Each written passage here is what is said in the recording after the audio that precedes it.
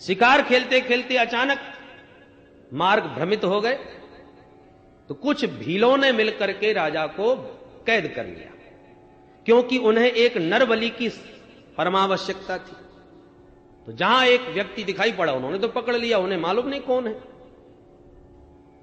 जब बलि के लिए देवी मां के मंदिर में ले जाके राजा को खड़ा किया, बलि की सब औपचारिकताएं पूरी होने लगी, तो जो पुजारी थे भद्रकाली के, उन्होंने कहा, अरे इसकी तो अंगुली कटी हुई है, भद्रकाली खंडित बलि स्वीकार नहीं करती, ये खंडित है, हटाओ इसे। तो राजा को हटा दिया गया। अब राजा साहब विचार करने लगे, भैया मंत्री जी ने ठीक ही कहा था, भगवान जो करते हैं बढ़िया करते हैं, यदि अंगुली न कटी होती आज तो गर्दन कट जाती हमारी। सोचते विचारते घर आए, घटना पूरी मंत्री जी को सुनाए और बंधन मुक्त करके बोले, मंत्री जी आपकी बात मान गए, पर एक बात समझ में नहीं आई। क्या? मेरी तो अंगुली कटी, सो मैं आज गर्दन कटने से बच गया, पर तुम अनावश्यक 2 दिन तक जेल खाने में पड़े रहे, भगवान ने तुम्हारे ऊपर क्या कृपा करी, बिना अपराध किए जेल की हवा खानी पड़ी। मंत्री जी बोले, सरकार आपसे ज्यादा हम पर कृपा भई। क्यों? बोले, आज यदि आपने मुझे जेल में न डाला होता तो क्या आपके साथ मैं भी न गया होता शिकार खेलने? आज तक कभी हुआ है कि आप जाएं और मुझे न ले जाएं? तो आप तो खंडित थे सो बच के चले आए, पर मैं तो अच्छा भला पूरा पंडित था, आप तो लौट आते, गर्दन मेरी उड़ा जाते। तो भगवान ने बड़ी कृपा करी, जो आपने जेल में डाल दिया सो मैं बच गया, आप खंडित थे सो आप बच गए। तो ये बात कहना तो बहुत सरल है, पर विषमता के क्षणों में भगवान की कृपा की अनुभूति करना बहुत कठिन है। इसलिए विधाता ब्रह्मा कहते हैं, तत्तेनुकंपाम सुसमीक्षमाणो। दूसरी बात, भुंजान एवात्मकृतम विपाकम। आत्मकृतम विपाकम भुंजान। हर व्यक्ति कर्म करने में स्वतंत्र है, पर कर्म जो क्रियमाण है वो करने के बाद संचित होकर जब प्रारब्ध बन के फलीभूत होता है तो वो फिर भोगना ही पड़ता है। पर व्यक्ति कर्म करते समय आंख बंद कर लेता है, अरे जो होगा सो देखा जाएगा, खाओ पियो मौज करो। पर उसका वह कर्म जब फलीभूत होकर के आता है, कर्म विपाक सामने जब आता है, तब व्यक्ति रोता है, हाय हाय हमने ऐसा क्या किया था जो ये दिन देखने पड़े, कुछ किया था इसलिए देखना पड़ा। तो प्रारब्ध व्यक्ति को प्रसन्नता के साथ भोगना चाहिए, क्योंकि वो हमारा ही तो है। आत्मकृतम, हमने ही बीज बोया था वो। तो पाप और पुण्य का जीव जैसा बीज बोता है, वही सुख और दुख का फल बन करके हमारे सामने आता है। परंतु जब प्रारब्ध सामने आता है तब हम हाय हाय करें तो कोई फायदा नहीं। किसान बुद्धिमान वही है जो बीज बोते समय विचार कर ले कि कौन सी फसल बढ़िया रहेगी। पर जब बीज बो चुका और फसल काटने का समय आ गया, तब चैत्र में फसल काटने से पहले कहे नहीं नहीं वो बीज बोया होता तो ज्यादा अच्छा होता, तो मूर्खता है। अरे आगे बोना, फिर ये जो बो चुका है और जिसकी फसल आ गई है उसे तो चुपचाप काट लो, अब आगे जो बोना है वो बाद में विचार कर ले। काटते समय विचार करने से कोई फायदा नहीं, आगे के लिए सावधान रहो। तो जीव की प्रवृत्ति क्या है? प्रत्येक जीव प्रायः पाप का बीज बोता रहता है और फसल हमेशा पुण्य की काटना चाहता है। इसलिए पाप का बीज बोया है तो दुख की फसल काटनी ही पड़ेगी, और सुकृत का बीज बोया है तो सुख की फसल मिलेगी ही, कोई रोकने वाला नहीं है। इसलिए प्रहलाद जी ने कहा, यथा दुखम यत्नतः। सुख प्रारब्धाधीन है, कुछ भी प्रयत्न न करो। यदि प्रारब्ध तुम्हारा परम दिव्य है, अच्छा है, शुभ है, तो तुम जंगल में भी जाके बैठ जाओगे तब भी चकाचक हो जाएगा। जैसे दुख कोई नहीं चाहता फिर भी दुखी होना पड़ता है, उसी प्रकार सुख न भी चाहो और प्रारब्ध में यदि सुख है तो तुम्हारे न चाहने पर भी तुम्हें मिलेगा, उसके लिए प्रयत्न करना ही व्यर्थ है। यथा दुखम यत्नतः। जैसे बिना प्रयत्न के दुख मिला वैसे सुख भी मिलेगा। इसलिए आपने जो भी किया है और जो सामने प्रारब्ध बन के आता जा रहा है वह उसे प्रसन्नता के साथ स्वीकार करना आना चाहिए।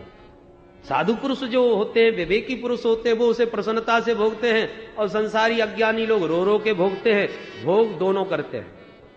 विवेक से भोगोगे तो वो उतना दुखदायी नहीं होगा और अज्ञान वशात भोगोगे तो हर क्षण रोते रहोगे। छोटी छोटी बातों पर लोग आए दिन सिर पकड़े रोते रहते हैं। पर वही प्रारब्ध जब संतों के जीवन में आता है बड़े भयंकर रोग व्याधियों के रूप में, तो संत अपने विवेक से अपने प्रारब्ध को देखकर प्रसन्नता से उसे स्वीकार लेते हैं। इसलिए भुंजान एवात्मकृतम विपाकम। तीसरी बात देखिए, भगवान की कृपा को हर परिस्थिति में अनुभव करो। जो सुख दुख आ रहे हैं उसे अपना प्रारब्ध समझ के स्वीकार करना सीखो। जीवन में फिर किया क्या जाए? बोले हृदबाग बपुर भिर विधदन नमस्ते। हृदच वाक्ष बपुश्च तई हृदबाग बपुर भी। हृदय से, वाणी से, बपू से, तीनों से एक होकर विददन नमस्ते। भगवान श्री हरि के चरण कमलों में प्रणाम करना सीखो, नमस्कार करना सीखो। अष्टांग विधि से, 8 अंग से प्रभु को प्रणाम करो। ऐसा नहीं कि वाणी से कुछ कहा जाए, मन कुछ हिसाब लगा रहा है और तन कुछ कर रहा है। मनस्यन्यत वचस्यन्यत, ऐसा प्रणाम नहीं।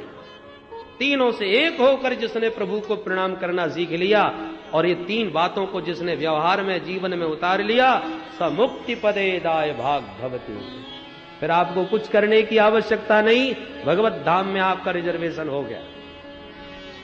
अरे भाई, पुत्र को पिता की संपत्ति पाने के लिए कुछ करने की आवश्यकता नहीं पड़ती, केवल वो सच्चा बेटा बन जाए, पिता का आज्ञाकारी हो जाए तो सारी संपत्ति बेटे को अपने आप मिल गई। और पिताजी की बात एक न माने और संपत्ति के लिए सिर पटके, बेटा हूं तुम्हारा, हिस्सा देना पड़ेगा।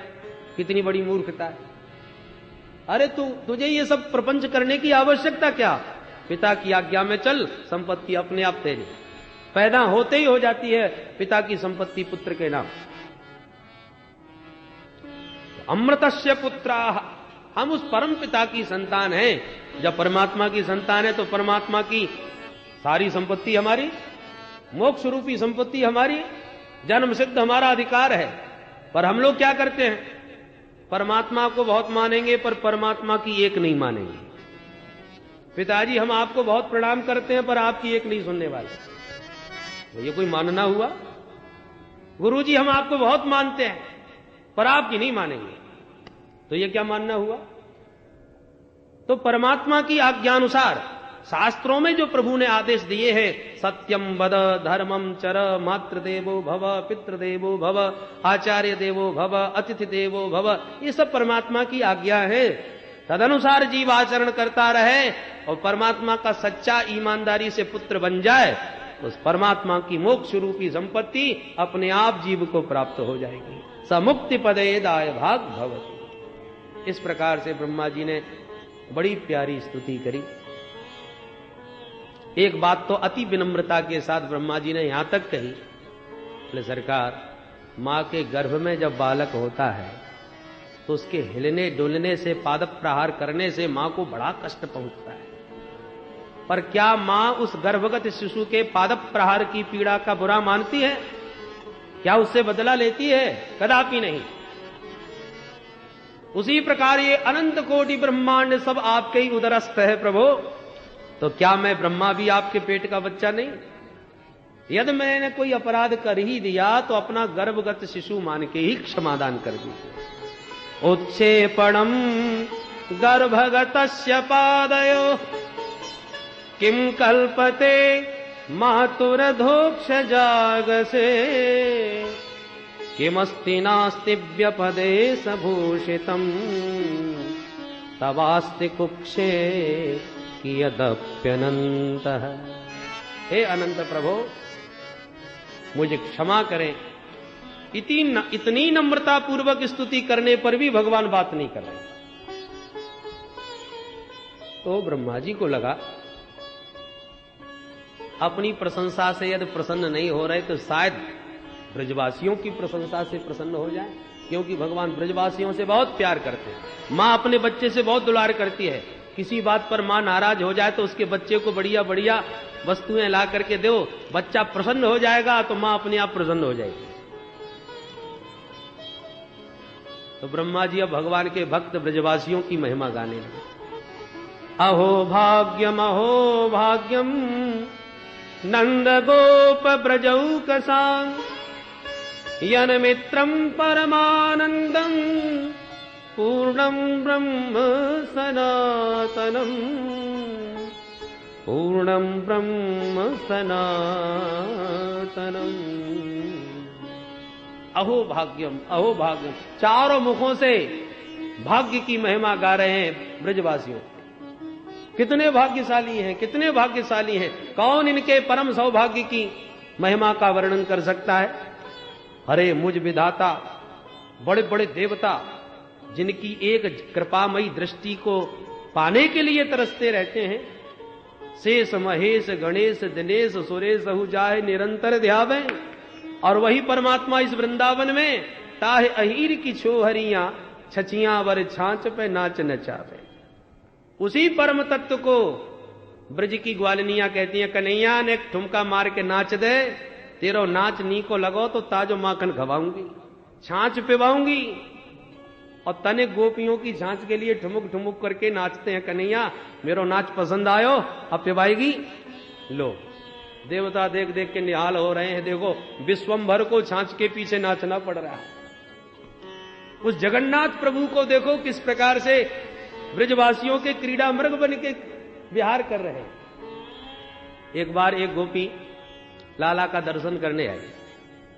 अब कोई ना कोई बहाना तो चाहिए, तो मैया के पास आकर के लाला के दर्शन के लिए बहाना क्या ढूंढा। मैया बोली कैसे आई। अब सीधी सीधी कह ना सके कि तेरे लाला को देख वे आई। तो बोले मैया बस ने गोबर की जरूरत पड़ी, सो गोबर ले वे आई गई। मैया बोली बाबरी हमें पूछवे की क्या बात है, चली जा गौशाला में तमाम गोबर पड़ो। तुरंत तिरछी निगाह से लाला को निहारती गौशाला चली गई। टोकरी में गोबर भरती गई तो कन्हैया भी पहुंच गए गौशाला में। का ले रही है, कितनों ले रही है, जिज्ञासा बस। जब लाला को देखा, अब भगवान भी तो सबकी भावना को समझते हैं, और जिस उद्देश्य से आई है उसकी पूर्ति के लिए प्रभु भी पहुंच जाते हैं। तो तिरछी निगाह से खड़े खड़े सब देख रहे थे। गोपी गोबर भरती जा रही थी, लाला को निहारती जा रही थी, दृष्टि लाला के ऊपर और हाथ से गोबर। देखते देखते इतना गोबर भर लिया कि अब उठाना मुश्किल पड़ गया। तो धीरे से बोली अरे लाला ने कितकू आई हो। कन्हैया आ गए। क्या बात है। अरे लाला बड़ी कृपा होगी तेरी ने, हाथ लगाए दे, ज्यादा वजन है गयो। भगवान बोले वाह हम ही गोबर दें और हम ही अपने हाथ खराब करावे। अरे नाय कन्हैया तो को माखन दूंगी मैं। अच्छा माखन देगी तो ठीक है। कन्हैया ने हाथ लगाए दियो और उठा के सिर पर उचाई दिया। अब जब कन्हैया ने अपने कर कमल से उठा करके उसके सिर पर रखा तो कन्हैया को इतनी निकटता से उसने जीवन में पहली बार देखा। उस दिव्य माधुर्य मूर्ति को हृदयंगम करके गोपी इतनी विमुग्ध हो गई, दौड़ी दौड़ी घर गई और गोबर पटक के फिर आई गई। मैया एक बार और ले जाऊं। मैया बोली बाबरी बार बार मत पूछ, जितनो तो जरूरत हो सब ले जा, ये गोबर के बारे में क्या पूछना। फिर भरवे लगी। लाला फिर खड़े हो गए। जब ज्यादा भर ली फिर बुलाया, अरे लाला एक बार और ऊंचाई दे। कन्हैया बोले सुन हिसाब पक्को पक्को होना चाहिए। का मतलब। बोले जितनी बार ऊंचाऊंगो उतनी माखन के गोला खाऊंगो। अरे हाँ लाला पक्की रही।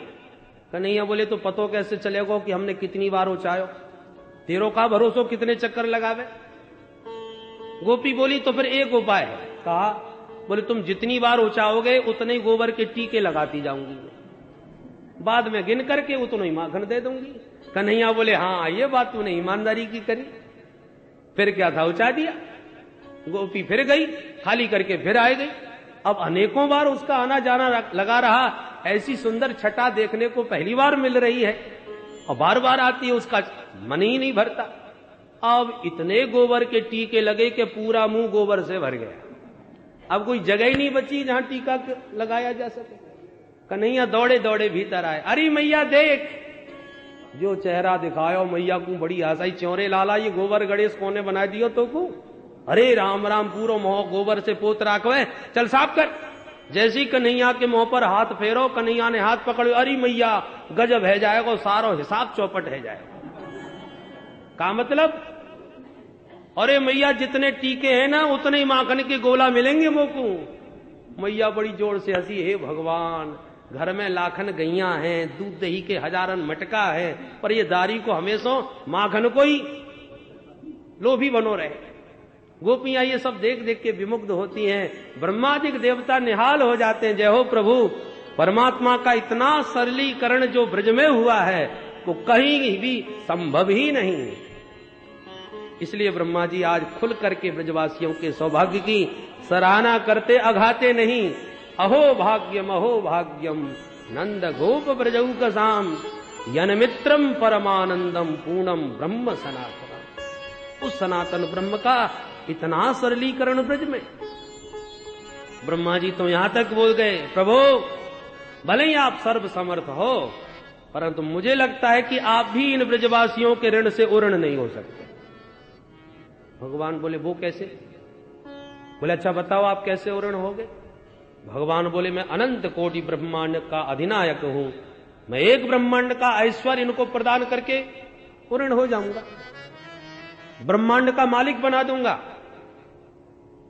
ब्रह्मा जी बोले सरकार, जिसके आंगन में ब्रह्मांडों का अधिनायक बाल क्रीड़ा कर रहा हो, वो एक ब्रह्मांड के सुख के लिए क्यों भागेंगे? अच्छा तो मैं अपना परम धाम इनको प्रदान कर दूंगा। ब्रह्मा जी बोले आपने परम धाम किस किस को नहीं दिया? सदवे सादिव पूतना पी, जो आपको विष पिलाने के लिए आई थी पूतना, उसे भी तो आपने अपने धाम में भेज दिया, और वही धाम आप इन ब्रजवासियों को दे देंगे तो क्या विशेषता होगी? भगवान बोले भाई तो इनका सारे कुटुंब और सारे कुल का मैं उद्धार कर दूंगा, सबको अपने धाम में बुला लूंगा। ब्रह्मा जी बोले तब भी नहीं हो सकते उऋण, क्योंकि पूतना के खानदान में भी आपने किसको छोड़ा है? उसको भी तो सपरिवार ही बुला रहे हो। सदवे सादिव पूतनापि सकुला त्वामेव देवा पिता। भगवान बोले तो फिर तुम ही बताओ मैं क्या करूं? बोले सरकार एक ही उपाय है आपके पास, कि हाथ जोड़ करके आप इनसे प्रार्थना करें कि ब्रजवासियों आप मेरे ऋण से मुझे उऋण कर दो। तो ये बड़े दयालु हैं, बड़े कृपालु हैं, बड़े सरल हैं, तुरंत आपको अपने ऋण से उऋण कर देंगे। इसके अतिरिक्त आपके पास कोई दूसरा उपाय नहीं। बोल भक्तवत्सल भगवान जय। इस प्रकार से बड़ी अद्भुत भगवान ने, श्री ब्रह्मा जी ने भगवान की स्तुति करी, और भगवान ने कोई बात ठीक से नहीं करी। अंत तो गत्वा इत्यभिष्टूय भूमानम त्रिः परिक्रम्य पादयो नत्वाभीष्टम जगद्धाता स्वधामम प्रतिपद्यत।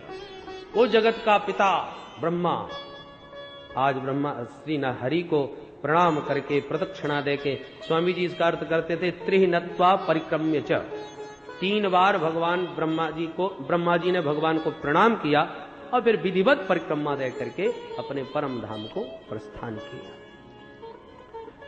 ब्रह्मा जी के जाते ही असली ब्रजवासियों के साथ आज 1 वर्ष के बाद भगवान घर लौटे।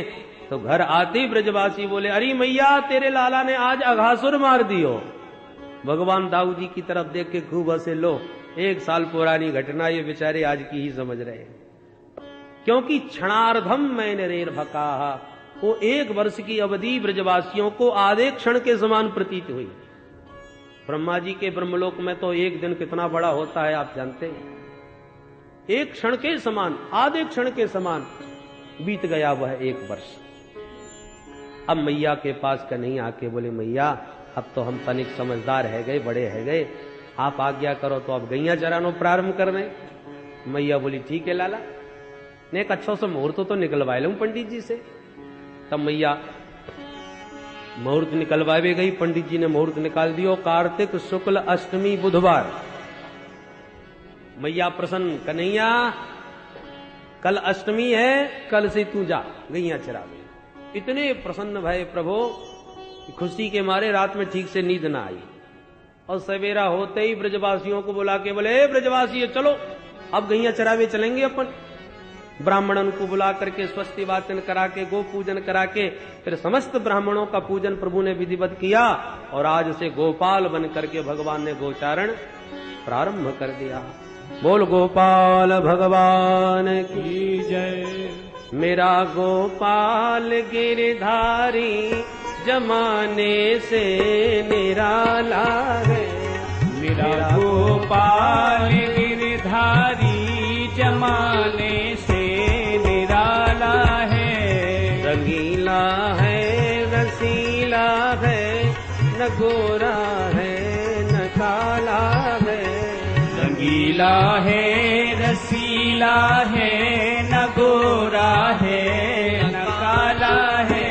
कभी सपनों में आ जाना, कभी रूपोस हो जाना। कभी सपनों में आ जाना, कभी रूपोस हो जाना। ये तरसाने का मोहन ने निराला ढंग निकाला है। ये तरसाने का मोहन ने निराला ढंग निकाला है। मेरा गोपाल गिरधारी जमाने से निराला है। मेरा गोपाल गिरधारी जमाने से निराला है। कभी उखल में बंद जाना, कभी ग्वालों में जा खेले। कभी उखल में बंद जाना, कभी ग्वालों में जा खेले। तुम्हारी बाल लीला ने अजब धोखे में डाला है। तुम्हारी बाल लीला ने अजब धोखे में डाला है।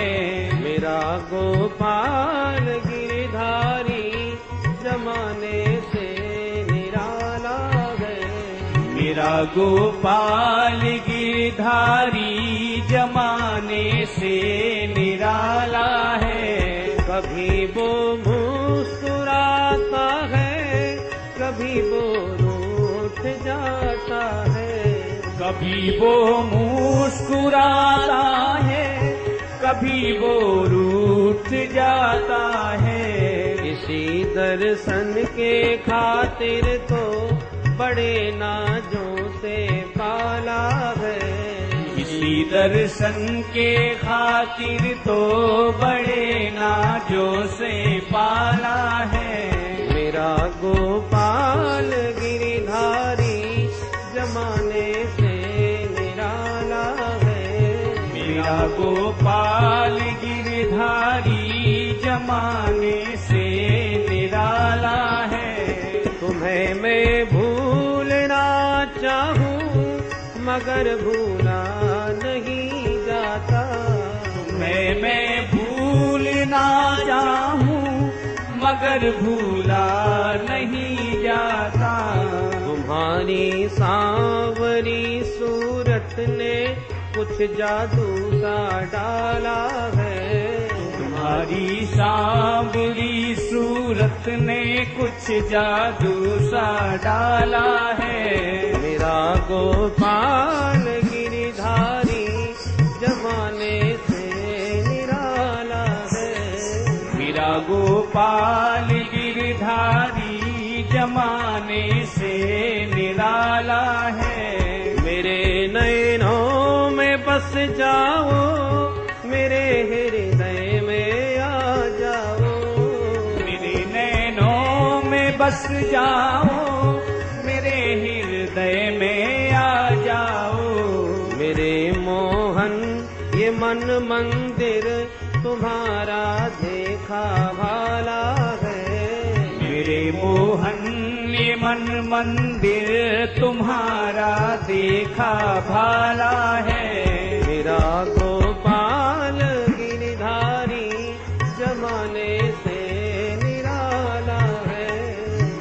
गोपाल गिरधारी जमाने से निराला है। तुम्हें मुझसे हजारों हैं मगर मेरे तुम ही तुम हो। तुम्हें मुझसे हजारों हैं मगर मेरे तुम ही तुम हो। तुम ही सोचो हमारी तो न कोई सुनने वाला है। तुम ही सोचो हमारी तो ना कोई सुनने वाला है। मेरा गोपाल गिरधारी जमाने से निराला है। मेरा गोपाल गिरधारी जमाने से निराला है।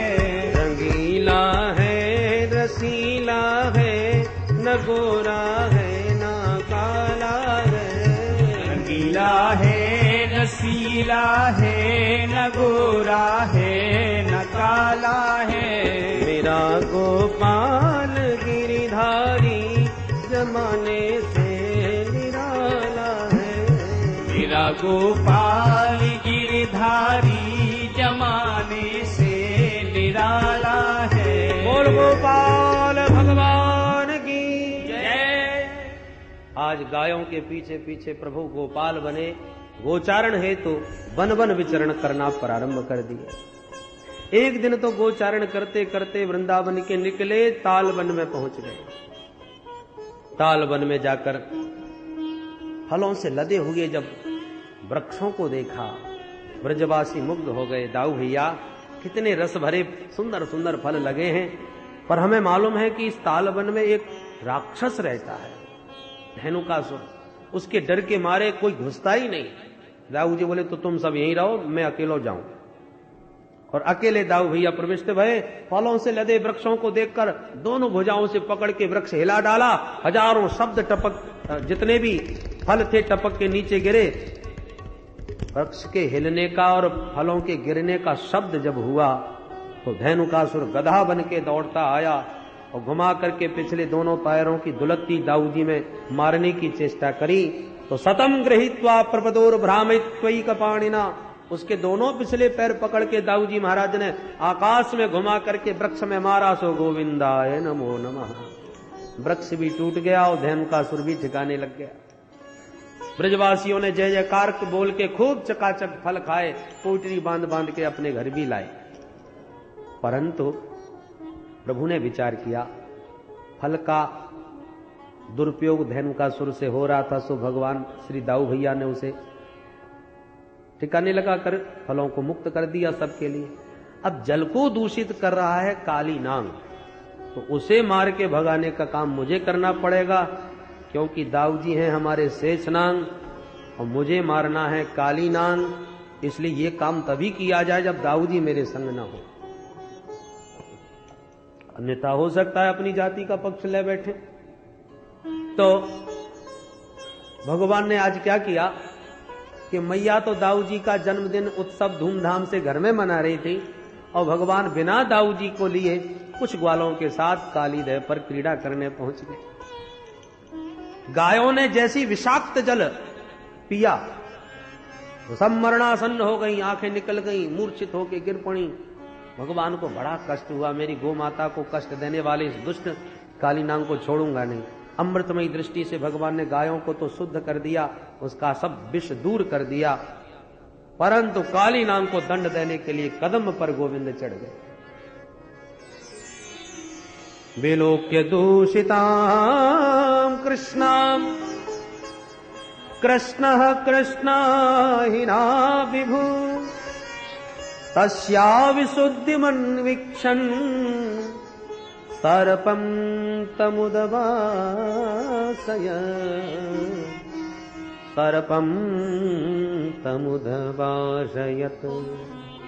3 बार कृष्ण शब्द आया।